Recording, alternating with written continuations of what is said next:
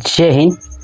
मैं क्लास 9 का मैथ पढ़ा रहा था, जिसके अंतर्गत चैप्टर 9 स्टार्ट किया था और इसका प्रश्नावली 9.1, 9.2 कंप्लीट हो गया था और 9.3 का टोटल मैंने 2 प्रश्न कंप्लीट करा दिया है। चलिए अब हम लोग देखते हैं प्रश्नावली 9.3 का तीसरा प्रश्न। देखिए कह रहा है कोण पी क्यू आर बराबर 100 डिग्री है। देखिए पी क्यू आर 100 है, ठीक है। जहां पी क्यू और आर केंद्र ओ वाले एक वृत्त पर है ना, केंद्र ओ वाले एक वृत्त पर स्थित बिंदु है, ठीक है ना। क्या है ये? स्थित बिंदु है। तो कोण ओ पी आर यानी ये वाला कोण, ठीक है, ज्ञात कीजिए। अब हमें ये वाला कोण ज्ञात करना है। कैसे ज्ञात करेंगे समझिएगा ध्यान से। देखिए आप अगर नोटिस करोगे तो ये जो आकृति है, ठीक है, ये आकृति हम लोग एक देखे थे कि अगर एक ही चाप, ठीक है, एक चाप से वृत्त के केंद्र पर कोण बनाया जाए, है ना, एक चाप से वृत्त के केंद्र पर कोण बनाया जाए तो वृत्त के शेष भाग पर, है ना, जो बना हुआ कोण होता है उसका वो 2 गुना होता है। तो आप नोटिस कीजिएगा ध्यान से। देखिए ये आपको एक बीच में ये जो डंडी दिखाई दे रही है, ठीक है, इस डंडी से ये वाला एक चाप दिखाई दे रहा है। क्या ये चाप है। तो इधर जो कोण बना है, ठीक है, ये बड़ा वाला जो चाप आपको दिखाई दे रहा है, ठीक है, इस साइड ये वाला कोण बना है, यहाँ पे केंद्र पे दिख रहा ना ये वाला। तो केंद्र का ये नीचे वाला जो कोण होगा ये वाला, ठीक है, ये केंद्र का जो ये नीचे वाला कोण है, इस कोण का क्या होगा? 2 गुना होगा। इस कोण का क्या होगा? ये वाला, ठीक है, ये जो है कि 100 है तो ये हो जाएगा आपका 200। कितना हो जाएगा? 200। ये बात हम लोग जानते हैं, पीछे पढ़ भी चुके हैं, ठीक है। नीचे वाला, जैसे ये नीचे की तरफ है तो इसलिए ये नीचे वाला है, ठीक है, तो 2 गुना होगा। अब ध्यान से सुनिए मेरी बातों को कि यहाँ पे तो दिया हुआ है पी क्यू आर, तो लिख देता हूँ कोण पी क्यू आर बराबर 100 डिग्री, ठीक है। चलिए अब यहाँ पे हम क्या लिखेंगे कि सेम वही बातें जो दूसरे प्रश्न में मैं लिखवा चुका हूं। क्या लिखना है कि चाप द्वारा वृत्त के केंद्र पर अंतरित कोण वृत्त के शेष भाग पर अंतरित कोण का 2 गुना होता है। समझ आ गया? 2 गुना होता है। तो देखिएगा अब आप नोटिस कीजिए कि ये 100 है तो ये 200 होगा, ठीक है। तो देखिए इसका यानी पी ओ आर का मान नीचे वाला, देखिए 2 मान निकलेगा, एक पी ओ आर, एक ऊपर वाला भी हो सकता है और एक नीचे वाला हो सकता है। तो देखिए 100 है तो ये हो गया 200, ठीक है। तो 200 हो गया तो इसको बोलेंगे प्रतिवर्ती कोण। क्या बोल देंगे? प्रतिवर्ती। क्यों प्रतिवर्ती बोलेंगे?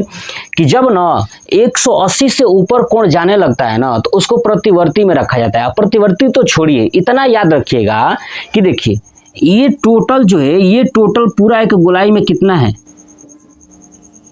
360 होता है ना, 360।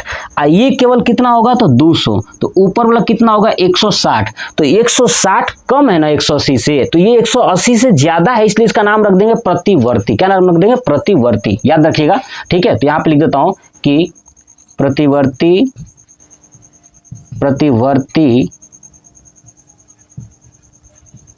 कोण क्या है? पी ओ आर, है ना। प्रतिवर्ती कोण पी ओ आर बराबर क्या हो जाएगा? 2 गुणे कोण पी क्यू आर, ये हो जाएगा, ठीक है। तो चलिए अब प्रतिवर्ती ही रहेगा। कोण P O R equal to 2 गुणे पी क्यू आर कितना है आपका? 100 है, तो ये हो जाएगा आपका 200। कितना हो जाएगा आपका? 200 डिग्री। प्रतिवर्ती कोण पी ओ आर।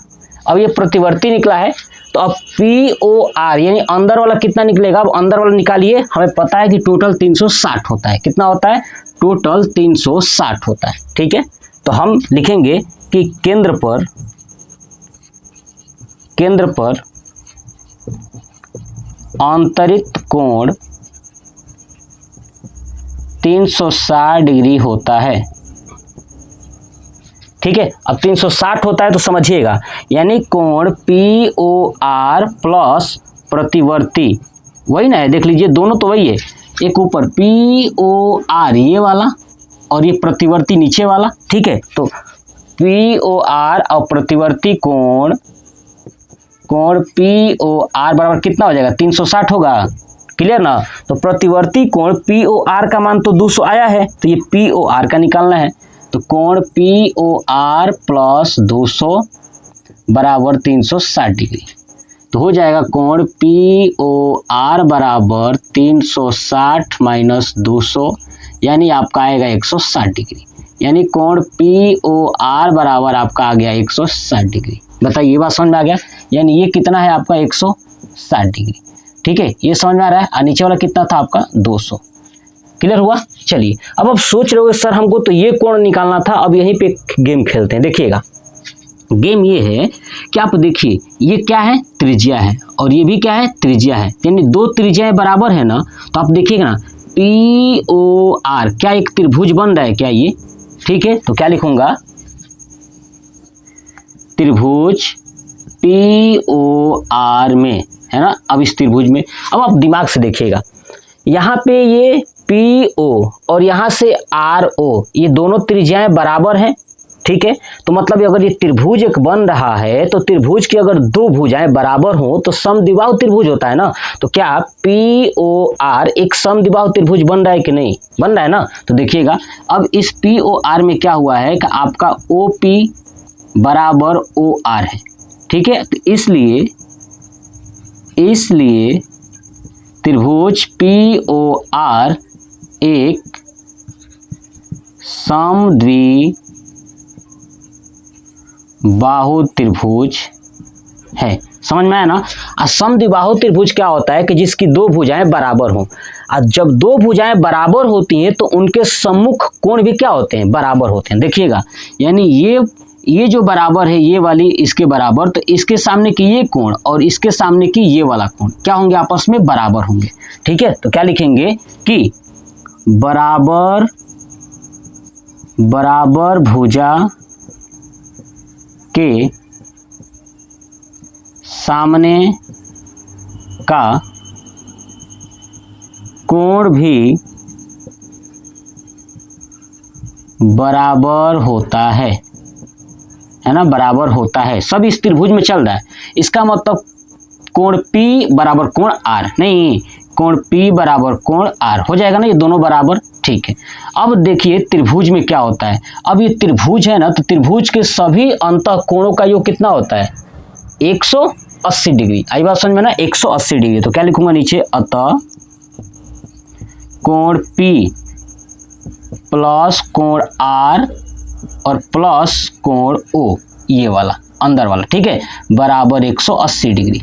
आई बात समझ में ना। चलिए, P और R क्या है, दोनों बराबर है ना। तो हमसे किसका मान पूछा था जी, पूछा था OPR, यानी P का मान पूछा था, ये P वाला। ठीक है, तो P को R वाले को P में बदल देंगे, तो ये हो जाएगा कोण P प्लस कोण P प्लस कोण O का मान कितना निकाले थे हम लोग, 160। देखिएगा O है ना बीच में, तो इसलिए 160 बराबर 180 डिग्री। अब समझिएगा, कोण P हो जाएगा 2 कोण P बराबर 180 माइनस 160। ये हो जाएगा 2 कोण P बराबर 180 में से 160 घटा देंगे तो 20 आएगा। तो कोण P बराबर 20/2, भाग करेंगे तो आ जाएगा आपका 10, यानी कोण P बराबर आ गया 10। ठीक है, और इसको क्या कहा था, OPR। तो अब लिखेंगे यहाँ पे, या कोण OPR बराबर 10 डिग्री।